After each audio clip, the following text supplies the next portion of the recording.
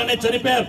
ఈ జిల్లా ఉద్యమంలో భాగస్వామ్యం వహించిన సిద్ధి వెంకటేశ్వర్లు గారు, టీవీ చౌదరి గారు, కామ్రేడ్ అయోధ్య గారు, కోటి ప్రసాద్ గారు, మన రాష్ట్ర సహాయ కార్యదర్శి బాలమల్లేష్ గారు ఈ మధ్య కాలంలో చనిపోయారు. ఈ ఉమ్మడి ఖమ్మం జిల్లా ఉద్యమంలో నల్లమల గిరిప్రసాద్ గారు, రజబలి గారు, మన కొమరయ్య గారు లాంటి మహాయోధుల్ని కన్నటువంటి ప్రాంతం. ఆ పోరాట వారసత్వాన్ని ముందుకు తీసుకెళ్దాం. భద్రాచలం గడ్డ నుంచే ఈ పోరాటం ముందుకు పోతుంది.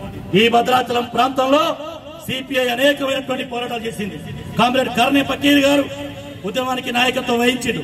రావులపల్లి నాగభూషణం గారు ఈ ప్రాంత ఉద్యమానికి నాయకత్వం వహించి అనేక మంది నాయకుల స్ఫూర్తితో పోయే ప్రయాణంలో కొద్ది మంది జెండాని వదిలిపెట్టిపోతా ఉన్నారు.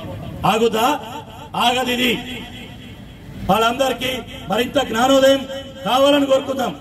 ఈ మాట ఎందుకు చెప్తున్నా, ఇప్పుడే జగదీష్ కాలనీ నుంచి ఈ 100 ఏళ్ల పండుగ సందర్భంగా సిపిఐలో చేర్తామని చాడా వెంకటరెడ్డి గారి చేతుల మీదుగా మాకు ఎర్ర జెండా కప్పమని కొద్దిమంది యువకులు వచ్చారు. సంతోషం. అందుకే మన దారి ముందుకే సాగుద్ది. సాగే క్రమంలో ఈ పోరాట జెండా పట్టుకున్న మనందరం వీరులం. ఆ వీరత్వంతో ముందుకు పోదాం. ఒక్కడు వదిలిపెడితే మరో 10 మంది జెండా పట్టుకునేటటువంటి కామ్రేడ్స్ తయారు చేయటమే మనందరి లక్ష్యమని కోరుతూ మీ నుంచి సెలవు తీసుకుంటా ఉన్నాం.